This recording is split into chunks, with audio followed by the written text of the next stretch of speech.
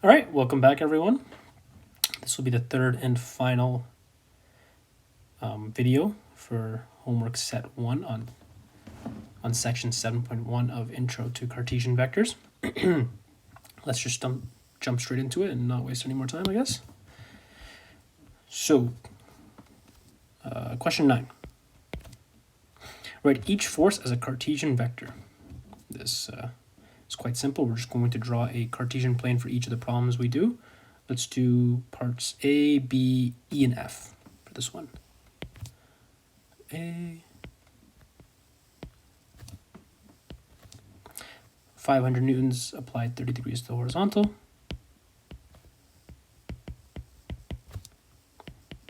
F is then written as Fx, Fy, force the x and y directions. And we get 500 cosine 30 degrees, 500 sine 30 degrees. And these values work out to be 433.01 and 250. All right, part B. So 1,000 newtons applied at 72 degrees to the vertical. So it'll look something like this.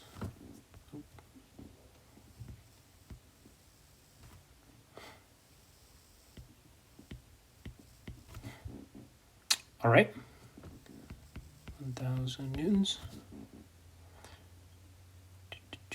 So, resolving our force into components again, because that's the connection that we're trying to make here. Cartesian vectors are just those vectors that we resolve into particular components. In this case, x and y components. So then this one is 1,000 sine 72 degrees, 1,000 cos 72 degrees. And that works out to be 951.05 and 309.01. So just a disclaimer, I guess, for this problem.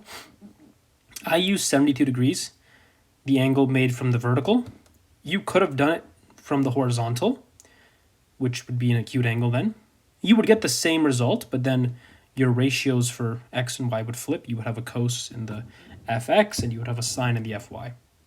No issue with both. I just like using the angle always given in the problem, and usually all the information that's given. I think you're less likely to make mistakes in that regard. Okay, and then we have E and F. So parts E and F are actually quite simple, just because the forces are collinear with either I or J in this case, which makes one of the components always vanish. In this case, it's going to be the x component that will vanish. So 25 newtons, apply downward.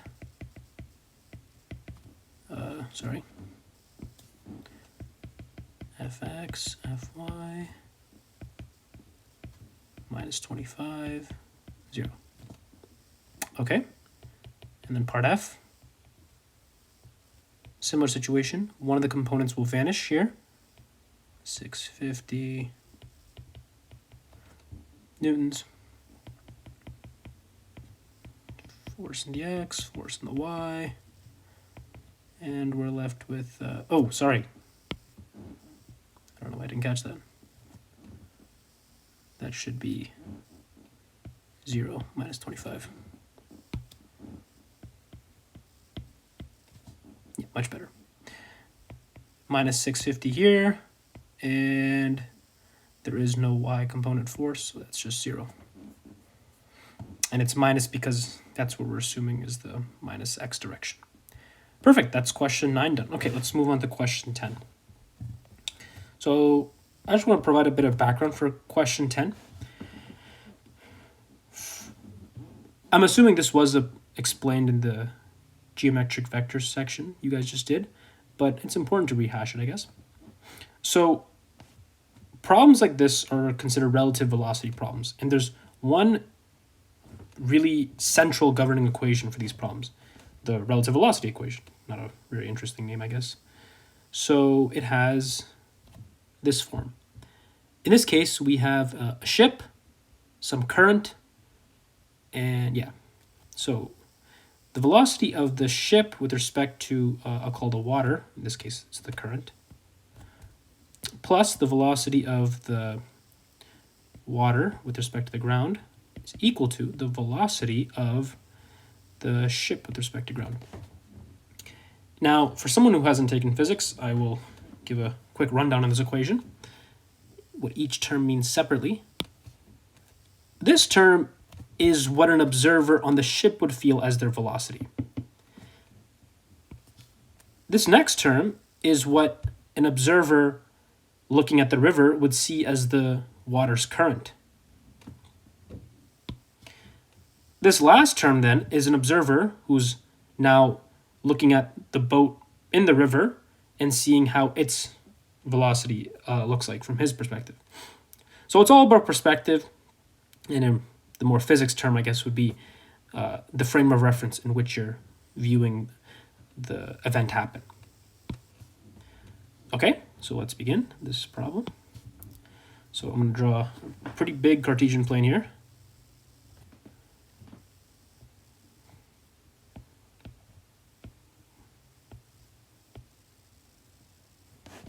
Okay. Ship's course is set at a heading of 192 degrees with a speed of 30 knots. So that's how this vector looks. This is 12 degrees. Okay. And this is the velocity of the ship with respect to the water, which is 30 knots. I should probably actually put it in this direction.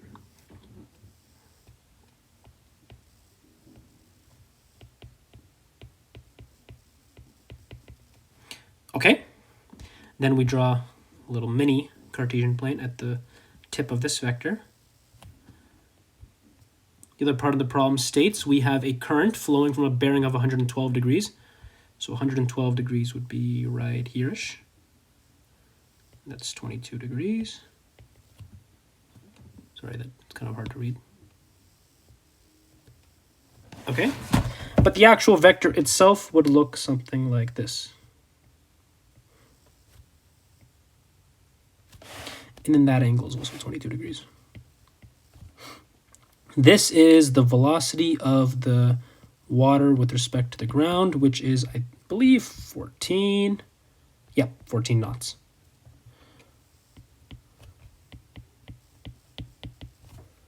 All right, good. Now, by the same governing equation, we have that the resultant velocity will be the addition, the tip to tail addition of these two, so it'll look something like this. And this is the velocity of the ship with respect to the ground, which is what we're trying to find. I don't know why I put it that far.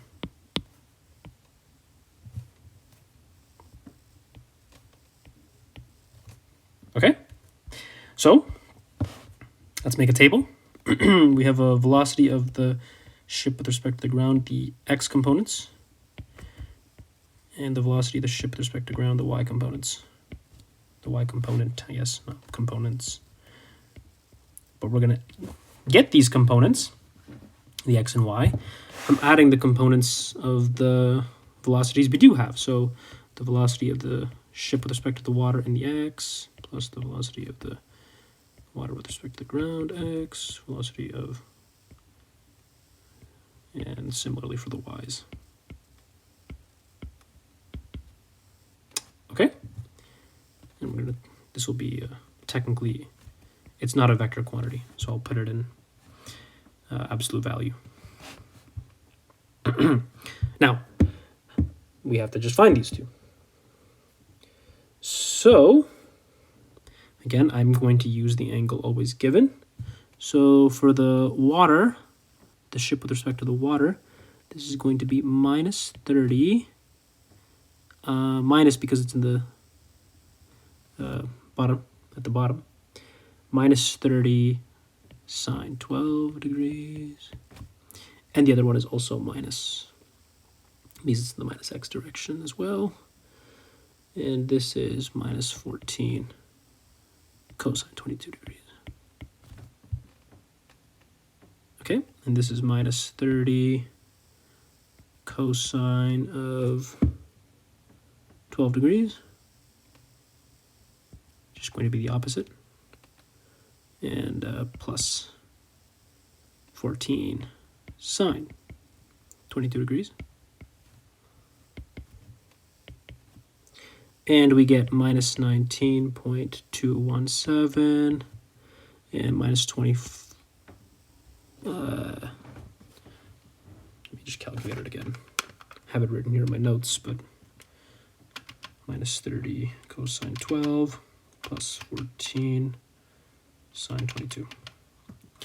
Minus 24.09. Yeah. Good.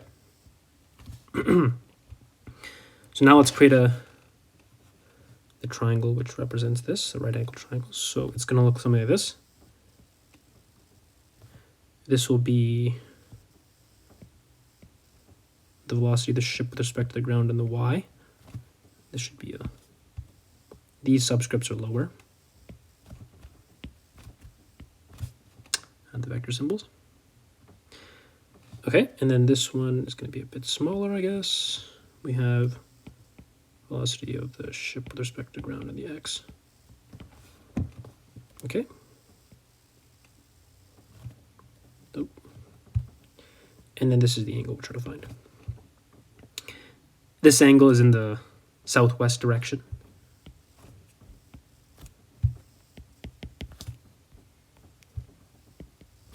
Let's find the modulus first. So the modulus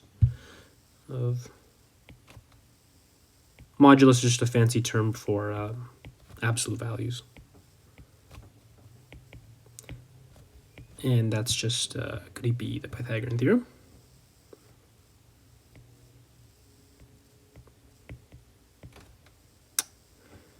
That's good, squared plus, good. Okay, and this comes out to 30.822. All right, and our angle, this is going to be always the case. It's always going to be tan inverse. But here, we're going to have to do the opposite, is the x component, and then the adjacent is the y component.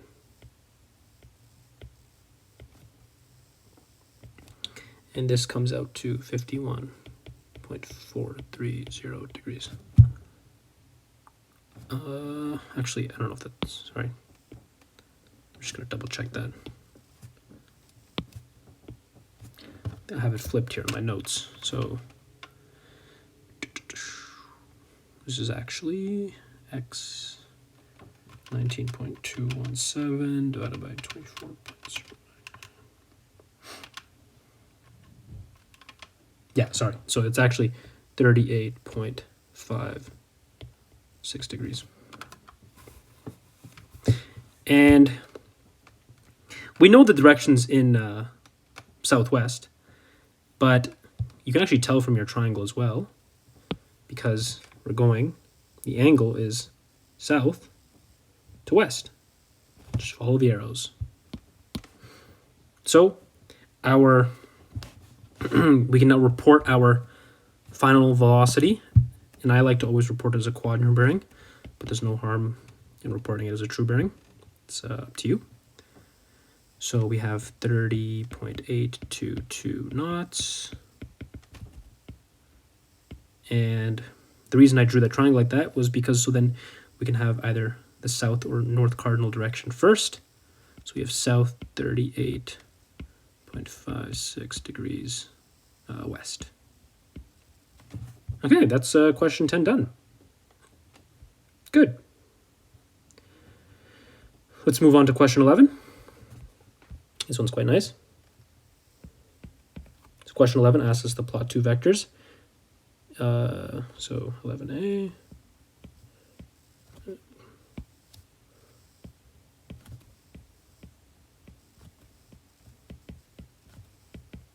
And the vectors in question are 4, 7, 2, -9.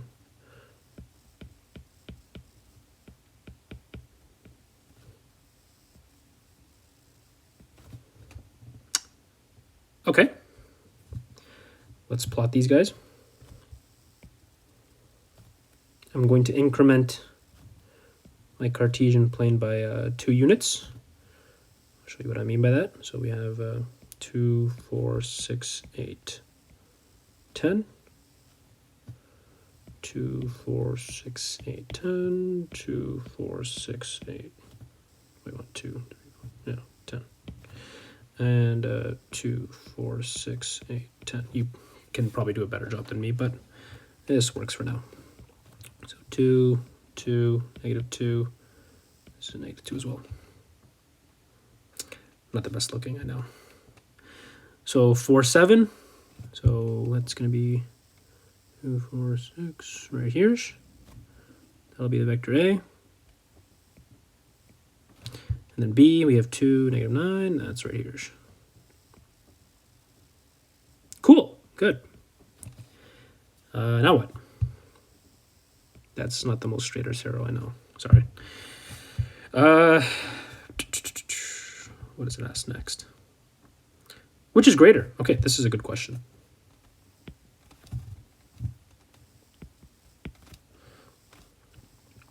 So it's asking, what's greater between the absolute value of altogether the vector A plus B, or the absolute value of A plus the absolute value of B as vectors. And I'll tell you right now that this is the case. The absolute value of altogether of A plus B is less than or equal to the absolute value of A plus the absolute value of B as vectors individually. This inequality is actually so special in math that it's reserved its own name. It's called the triangle inequality. Now, looking at this inequality, you're probably wondering, I don't really see a triangle, Karenbeer. Where do you see it? Well, I'll show you. So in part C asks us, will this be true for all pairs of vectors? So the answer is yes. The above inequality holds for all vectors A, B, they're arbitrary in the Cartesian plane, which is a fancy way of saying R2, R squared. So I want to give you kind of, it's saying provide examples, but I can actually do you one better and kind of give you a really powerful analogy to see the triangle inequality. And you'll also see the triangle in this case as well. So let's say we have two vectors, arbitrary. We have some vector A, and we have some vector B. And then the resultant looks something like this. A plus B. Okay, so what I'm saying is the magnitude of this guy will always be less than the magnitude of this guy plus this guy. So how can you think about that?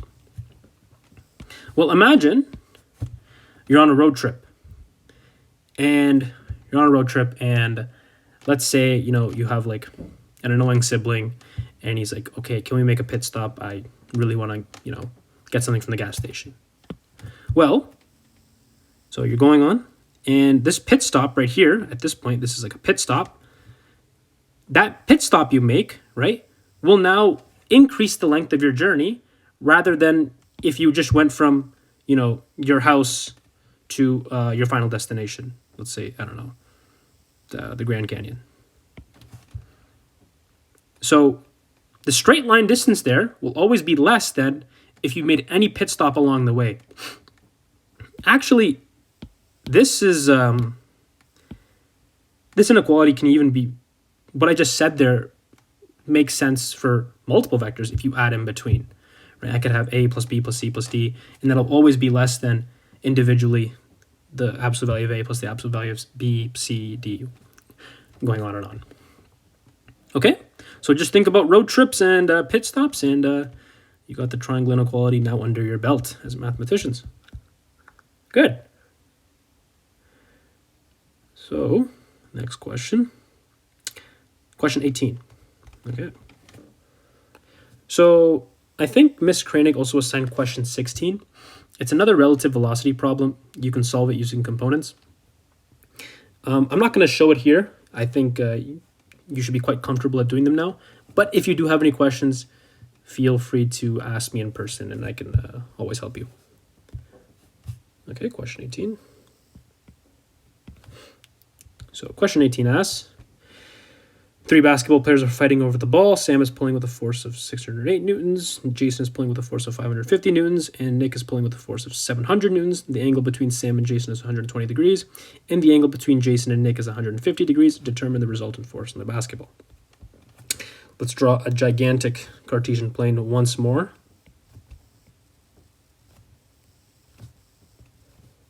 And close out the show.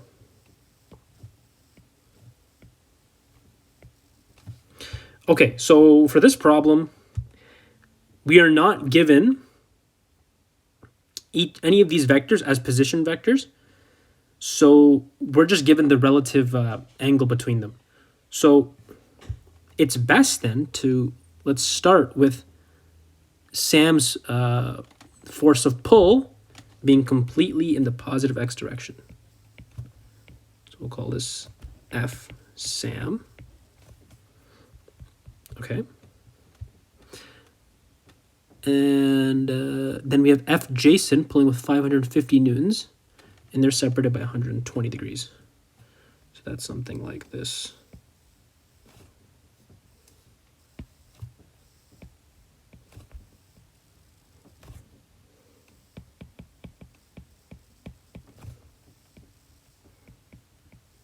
Good.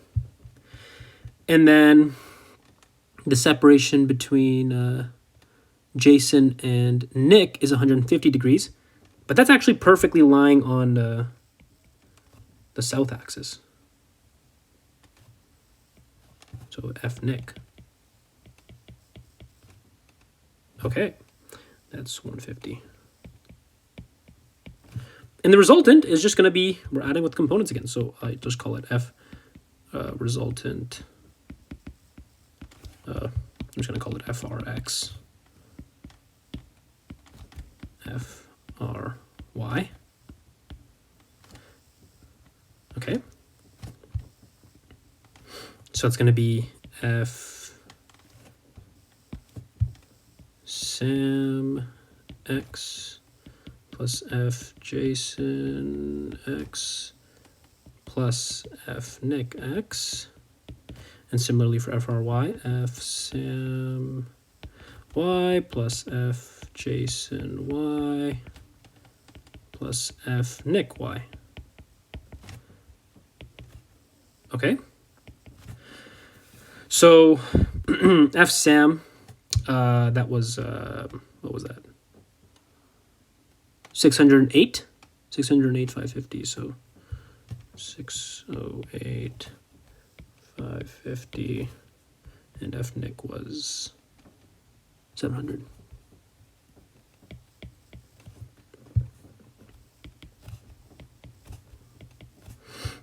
So F Sam is going to be 608. That's positive. Jason is going to be 550. We can use this angle right here, theta. We'll call this theta. And this angle is going to be, it's going to be what? 80 minus 120. Well, I guess actually we found the other one. So we actually have this angle theta. And that's 60 degrees. So then what do we have?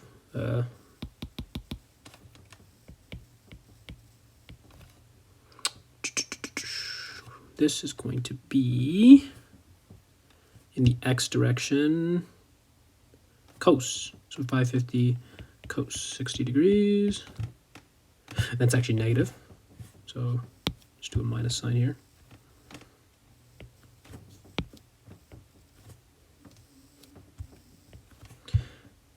And then we have Nick contributes nothing in the x direction. Cool. So then fsam y, that's 0. He contributes nothing here. We'll just do 0 here, and then 0 for this guy.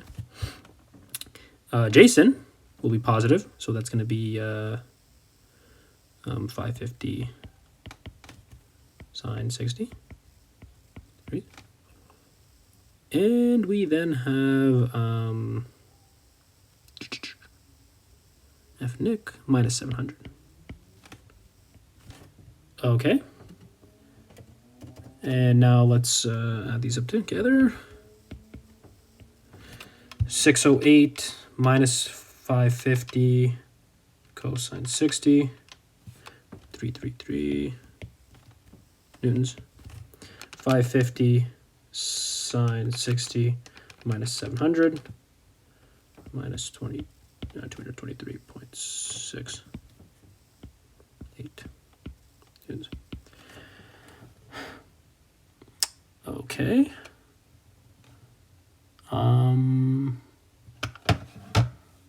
We're almost done the problem.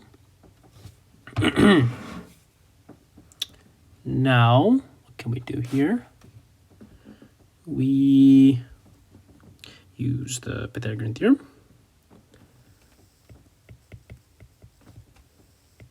Mod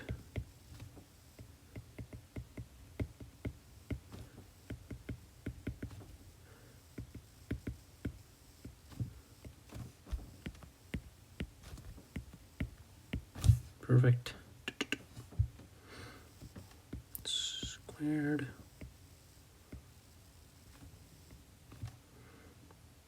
yep, and we get 333 squared plus 223.68 squared, 401.15 newtons. All right. And now we should also draw the triangle. So we have minus this way. This will be FRY, FRX. This is the resultant. This angle will be, it's going to be southeast this time. So then theta is equal to tan inverse of the mod of FRX over FRY. Don't forget your vector symbols. And then we get 223.68 divided by 333. Tan inverse of that is 33.888.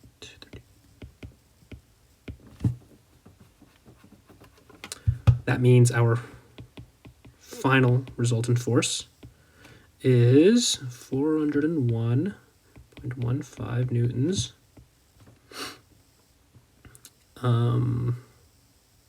South 33.88 degrees east. Perfect.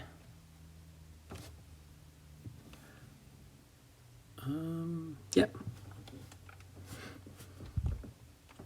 Seems good. So I just want to go over this problem one more time. The reason we were able to put the force on the Cartesian plane where we were is because we were not given the direct position vectors. We were just given the angle difference between the forces themselves. So that allowed us initially just to put Fsam right on top of the x-axis. Then we knew where F Jason was relative to that, and we knew where F_Nic was relative to F_Jason. So that's it, and this is a 90-degree angle. And that's about it. So that concludes all of the homework. Feel free to ask me any questions in class. I'll always be here to help. Thank you for watching, and have a good day.